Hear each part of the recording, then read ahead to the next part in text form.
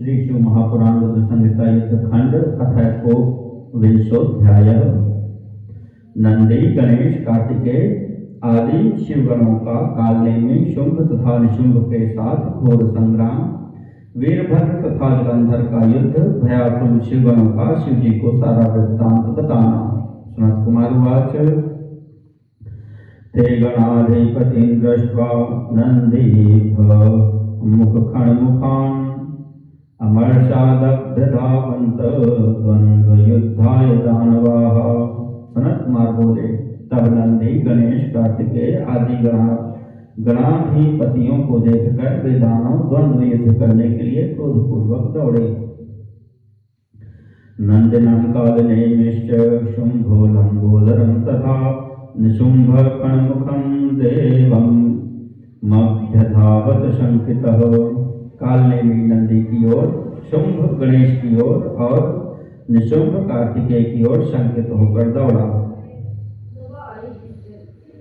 निशुंभ कार्तिकेयस्य मयूरं पंचभिः शरैः दधीव्याधवेगेन मूर्छितः स पपातः। ततः शक्तिधरः क्रुद्धो बाणः पंचभिरेव च विव्याधचन्दने तस्य हयान्यन्तारमेव च। निशुंभ ने कार्तिकेय के मयूर के हृदय में 5 बाणों से वेगपूर्वक प्रहार किया, जिससे वह मूर्छित होकर पृथ्वी पर गिर पड़ा। तब कुमार ने क्रोधित हो 5 बाणों से उसके रथ, घोड़ों तथा सारथी पर प्रहार किया। शरेणानेन तीक्ष्णेन निशुंभं देववैरिणं जघान तरसा वीरो जगर्ज रणदुर्मदः। इसके बाद रणदुर्मद उन्वीर कार्तिकेय ने अपने दूसरे तीक्ष्ण बाण से देवशत्रु निशुंभ पर बड़े वेग से प्रहार किया और घोर गर्जना की। असुरोपे निशुंभाख्यो महावीरोति वीरवान् जघान कार्तिकेयं तं गर्जन्तं स्वे खोडाहरणे। महाबली निशुंभ नामक असुर ने भी युद्ध में गर्जना करते हुए उन कार्तिकेय पर अपने बाण से प्रहार किया। ततः शक्तिं कार्तिकेयो यावज्जज्ञाह रोषतः तावन्निशुंभो वेगेन स्वशक्त्या तमुपातयत्। तब कार्तिकेय ने जब तक क्रोध से अपना शक्ति नामक आयुध लिया, इतने में निशुंभ ने वेगपूर्वक अपनी शक्ति से उन्हें गिरा दिया। एवं बभूव तत्रैव कार्तिकेय निशुंभयोः आहवो हि महाव्यास वीर शब्दं प्रगर्जतोः।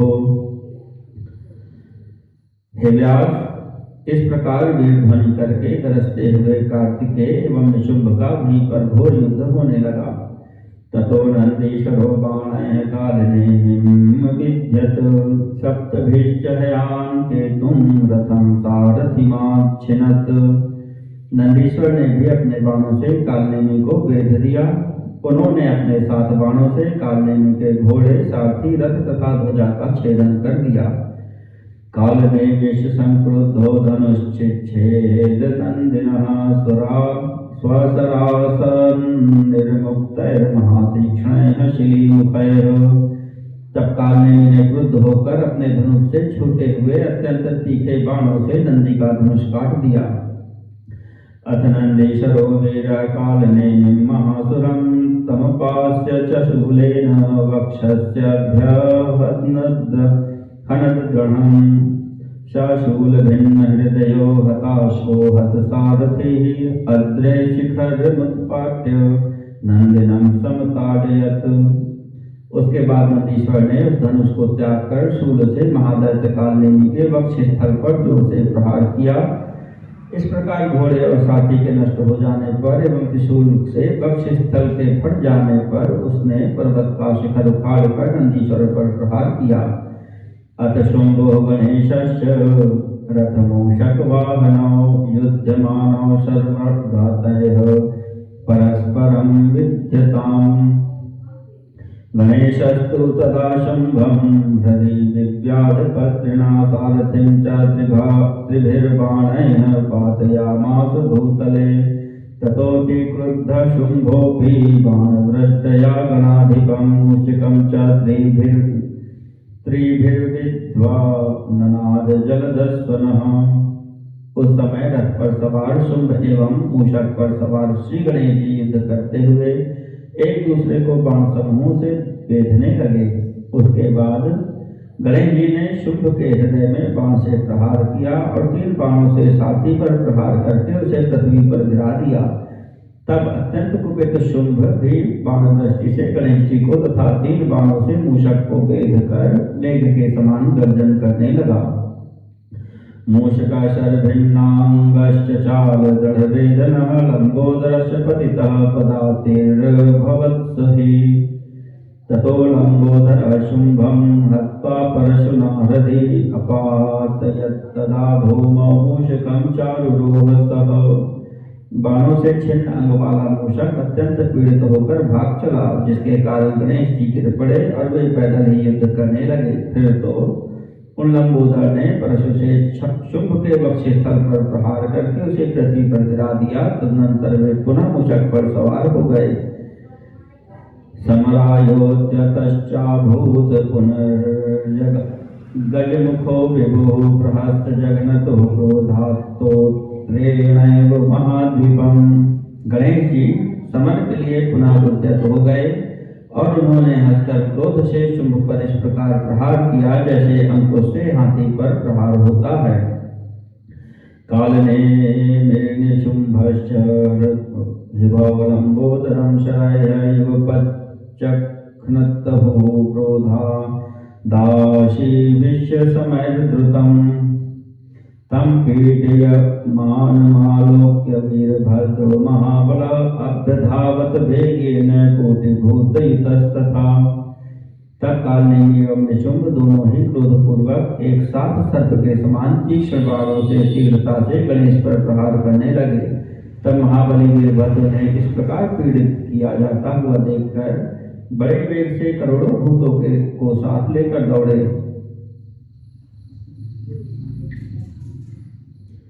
कुष्मांडा भैरवाश्चापि वेताला योगिनी गणाः पिशाचा डाकिनी संघा गणाश्चापि समं ययुः।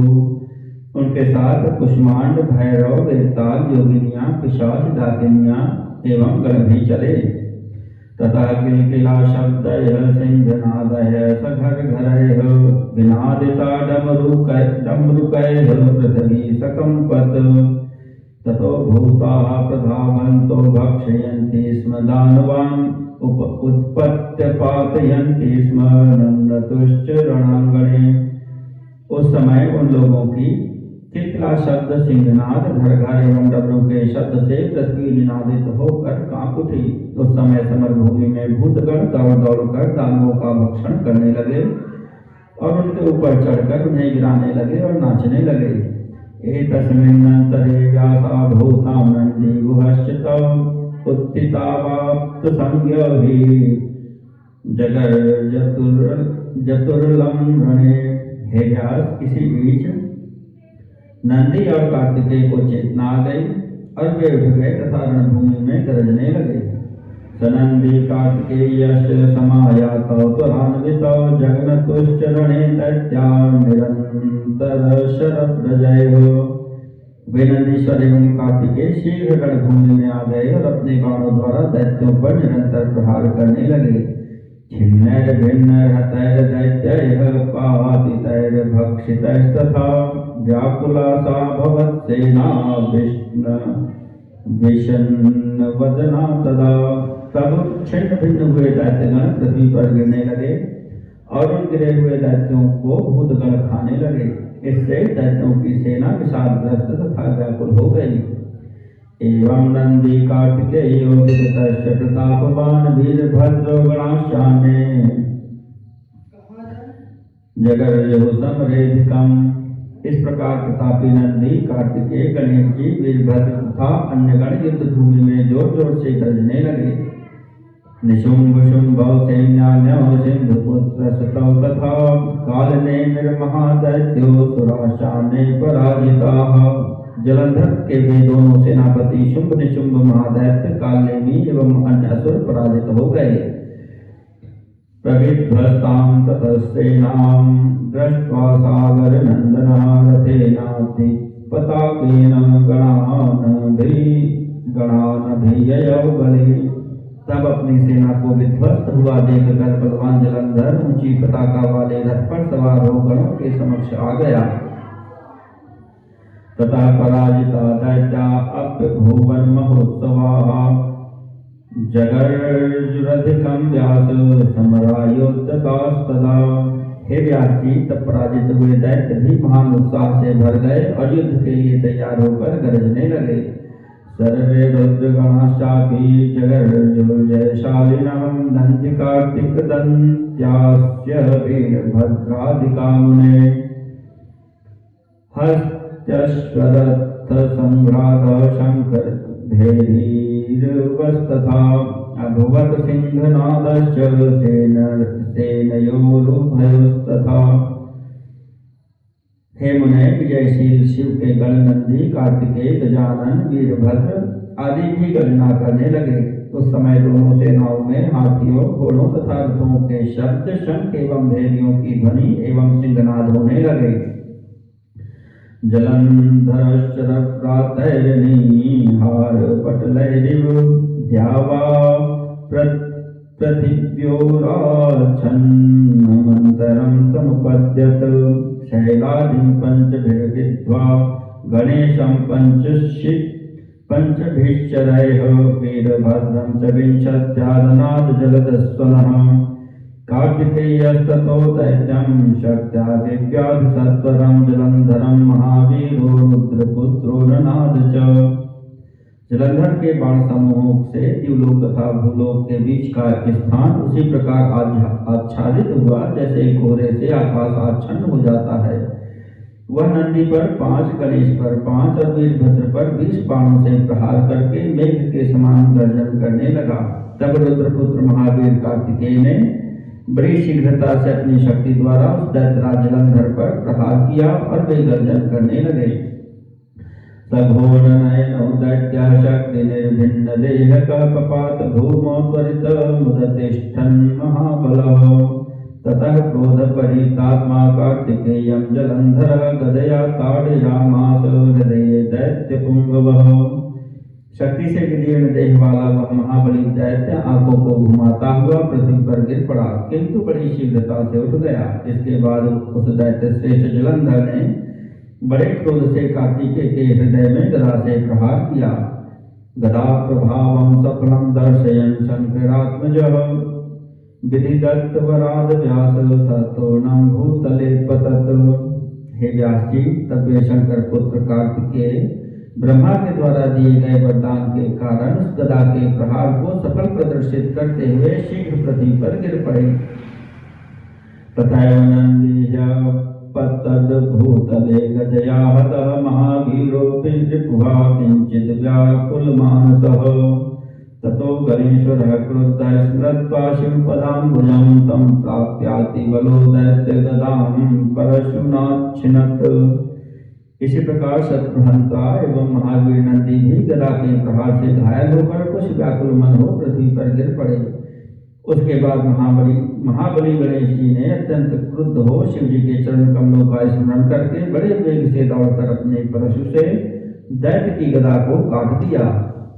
वीरभद्रस्त्रिभिर्बाणैर्हृदि सप्तभिश्चहयां केतुं धनुश्छत्रं च चिच्छिदे। वीरभद्र ने 3 बाणों से उस दानव के वक्षस्थल पर प्रहार किया तथा 7 बाणों से उसके घोड़ों, ध्वजा, धनुष एवं छत्र को काट डाला। ततो क्रुद्धो दैत्येन्द्रः शक्तिमुद्यम्य दारुणां गणेशं पातयामास रथमन्यं समारुहत। तब दैत्येंद्र ने अत्यधिक कुपित होकर अपनी दारुण शक्ति को उठाकर उसके प्रहार से गणेश जी को पृथ्वी पर गिरा दिया और स्वयं दूसरे रथ पर सवार हो गया। अभ्यगादन वेगेन स दैत्येन्द्रो महाबलः विगण्य हृदातं वै वीरभद्रं रुषान्वितः। वीरभद्रं जघानाशु तीक्ष्णेनाशीषेण तं ननाद च महावीरो दैत्यराजो जलंधरः। इसके बाद वह दैत्येंद्र क्रोधित होकर अपने मन में उस वीरभद्र को कुछ न समझकर वेग पूर्वक उनकी ओर दौड़ा। दैत्यराज महावीर जलंधर ने तीखे बाण से शीघ्रता पूर्वक उन वीरभद्र पर प्रहार किया और गर्जना की। वीरभद्रोऽपि संक्रुद्धे सिद्धधारेण चेषुणा चिच्छेद तच्छरं चैव तं विव्याध महेशुना। ततस्तसूर्यसङ्काशविधाते परस्परं नानाशस्त्रैस्ततस्तथास्त्रैश्च चिरं वीरवरोत्तमम्। वीरभद्रस्ततस्तस्य हयान् बाणैर्पातयत् धनुश्चिच्छेद रथिनः पताकां चापि वेगतः। तब वीरभद्र ने भी अति क्रुद्ध होकर तीक्ष्ण धार वाले बाण से उसके बाण को काट दिया और अपने महान बाण से उस पर प्रहार किया। इस प्रकार सूर्य के समान अत्यंत तेजस्वी तथा वीरों में श्रेष्ठ वे दोनों अनेक प्रकार के अस्त्र शस्त्रों से बहुत समय तक परस्पर युद्ध करते रहे। वीरभद्र ने अपने बाणों से उस रथी दैत्य के घोड़ों को अनेक बाणों से मार गिराया और उसके धनुष तथा ध्वज को भी वेगपूर्वक काट दिया। अथो स दैत्यराजो हि पुप्लुवे परिघायुधः वीरभद्रोपकण्ठं स द्रुतमाप महाबलः। इसके बाद वह महाबली दैत्यराज परिघ अस्त्र लेकर दौड़ा और वीरभद्र के पास शीघ्र जा पहुंचा। परिघेनाति महता वीरभद्रं जघानः महाबलो दितनयो मूर्धनि वीरो जगर्ज च। उस महाबली वीर समुद्रपुत्र जलंधर ने उस विशाल परिघ से वीरभद्र के सिर पर प्रहार किया और गर्जना की।